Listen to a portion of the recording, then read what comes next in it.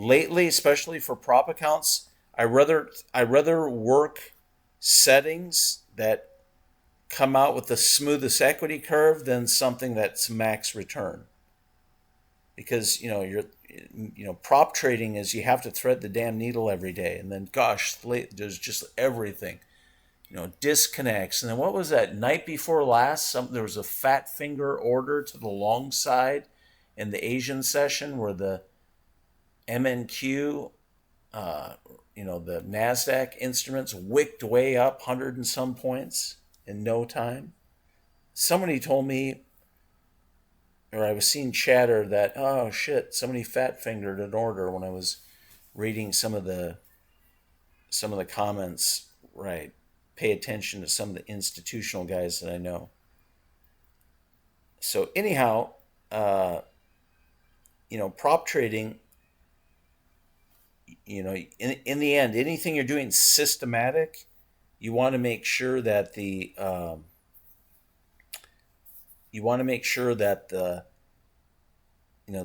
equity curve is biased to what's most stable.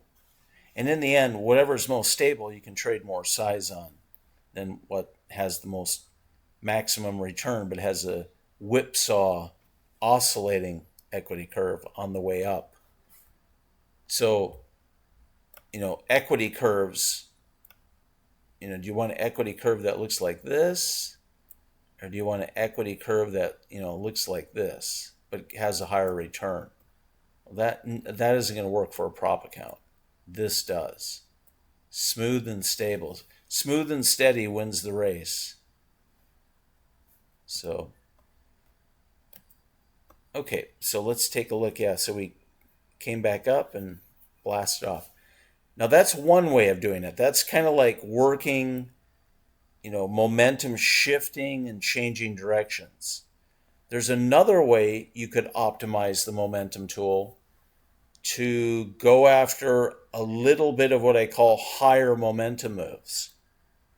And that would be, you can do it yourself with some manual, adjusting the settings and working with it manually to see if you can get something dialed in that you like on a particular instrument and time frame. Or this is another thing that Claude AI, connected to the desktop version of TradingView. You got, your 1 second data, you're on Renko's, you got all the indicators, and you can, task it to look at this other approach. And the other approach would be when the moving average is pushing the upper dotted line. Because obviously the upper dotted line and above is high upside momentum. The lower dotted line and below is building downside momentum. Like the momentum is building rapidly to the downside. So you can jump into trades right then. So here it's pushing up through. So it's already crossed the center line. It's pushing up through the upper line, and you get a little bit of momentum move. Pulls back up, pushes through the upper line again. Nice little momentum move, little bursts of momentum. Here, the moving average goes down through, and you could probably, right now I think I have the moving average set to a 9. You might work better set at a 7 or this. In the end, the AI can help optimize these kind of things. At least get you in the right ballpark, get you in the right, right area range of peak optimization. Here it's crossing down through a little bit of momentum. So those of you that are kind of like to be breakout traders, you get excited when you get into trades and that kind of price is like percolating and popping right away in your direction. This might be an approach that you like with these tools. Here it's pushing up through the upper dotted line, get a little push. Here it's just now hitting the lower dotted line, the moving average. Get a nice little push. Here it's pushing through the upper dotted line. Get a nice push. I used to trade a setup like this back in the day when I just killed it on the Russell. The Russell used to be the Nasdaq back in the day. What was this? When did I start? And I was trading out of a It was a equities prop firm office, and they were looking to add futures. And I was in there and I helped them deploy some systems. This was one, and I had all these equities guys suddenly were all trading futures, trading the Russell, doing these little momentum pops. There was this, and there was another really cool tool that if I can ever find that again, it was another way of seeing when momentum was at a benchmark level where you could just jump in.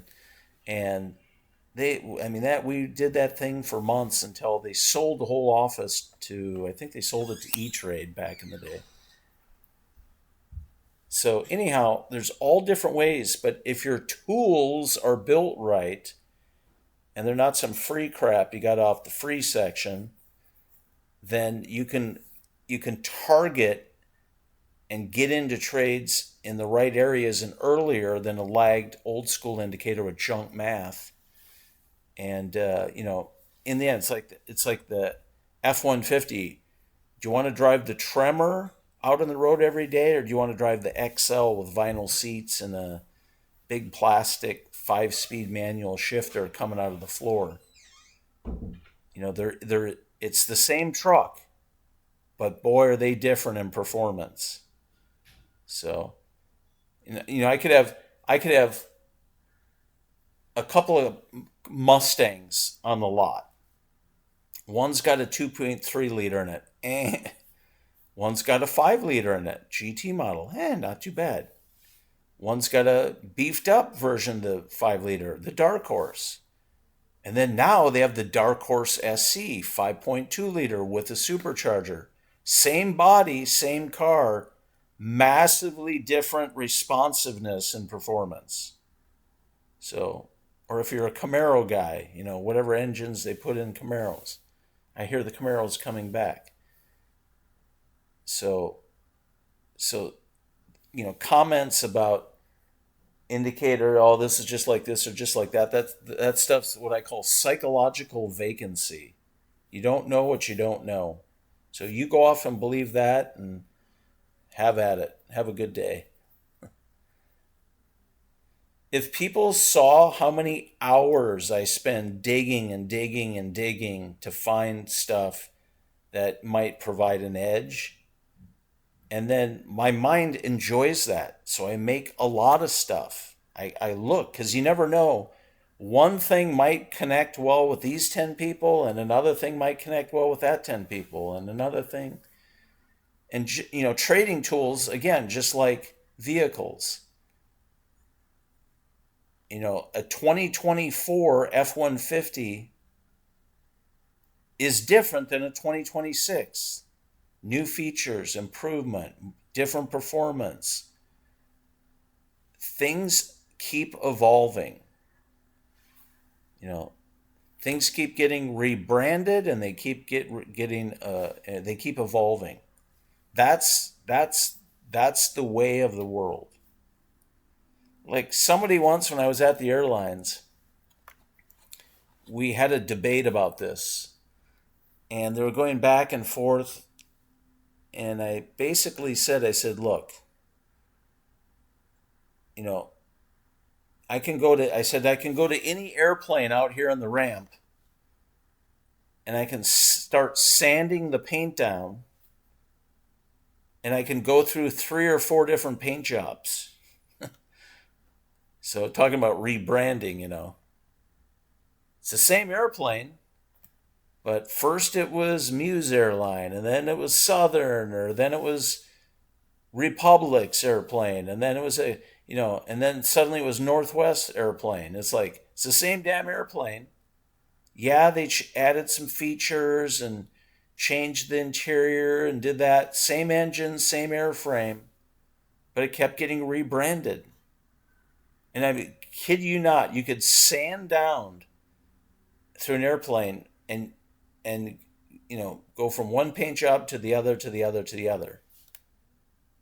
So if they didn't use methylene chloride and completely strip off all the paint before they did a new paint job, which is the expensive and very environmentally hazardous way to do it, if they just kind of sanded down the old paint job, and I've seen that done before, whip them out as fast as you can. New airline, new paint scheme, or one airline buys out another. They'd take those planes and they would they would kind of put some they have these like sanders that they would use, and they would had very special sandpaper, so it's not like going to go down and damage the aluminum, because the aluminum was anywhere from 50 some thousandths thick to like 70 thousandths thick on the fuselage in most areas. And then other areas where the structural pieces that was attached should be thicker. But yeah, you could see like 4 different airlines paint jobs, or 5, as you went down from the outer paint job deeper and deeper down. It was crazy. And back then, airlines were buying each other and taking each other over constantly, 80s, 90s, into the 2000s. So yeah, there's different ways you can use the indicators that I want you to be aware of, because some of you already send me emails on what you've been doing with the Claude AI, and then these are some other items you could go out and take a look at. So this was a long 2-part video. I really wanted to cover this just to show you all the different ways, and there's more ways you can use the momentum. But the last video I did on momentum is one way of using it, and this is a couple more ways. Kind of the ways that I've always used this type of momentum tool is what I just covered. So in the end, the PFS momentum is basically doing hybrid momentum analysis. There's 2 types of math: looking at cyclical versus trending momentum, and coming up with a plot that can be adjusted. So you can, and in some of the adjustments, one part of the nature of the indicator can be made more prominent than the other by making it more responsive or less responsive, and changing some of the settings. And again, you guys can go and change colors and all that. You don't have to use the colors we use. So might be reds and greens and all that good stuff. Well, let's turn that stuff off. Okay, there you have it. Have a fantastic day. It's late evening. Well, it's going into the night for me. And then don't forget, Traders Post. I'm going to shoot a video on it tomorrow. Traders Post, just so you're familiar with it, can be utilized to take outputs from these indicators and signals and turn it into your platform through a third-party tool to do some automated trading. Okay, you guys have a great evening, daytime, wherever you are in the world, and there you go. I mentioned the other day I was going to get another momentum video done. I wanted to cover all aspects of this, and I think it would just accomplish that. So, okay, lots of news tomorrow on Friday, the 8th of May. It's a big news day in the morning, so be ready. 7:30 U.S. Central Time, and looking forward to hopefully a reactive trade environment, reactive markets out of the news, so we can have a good Friday of trading with some good swings.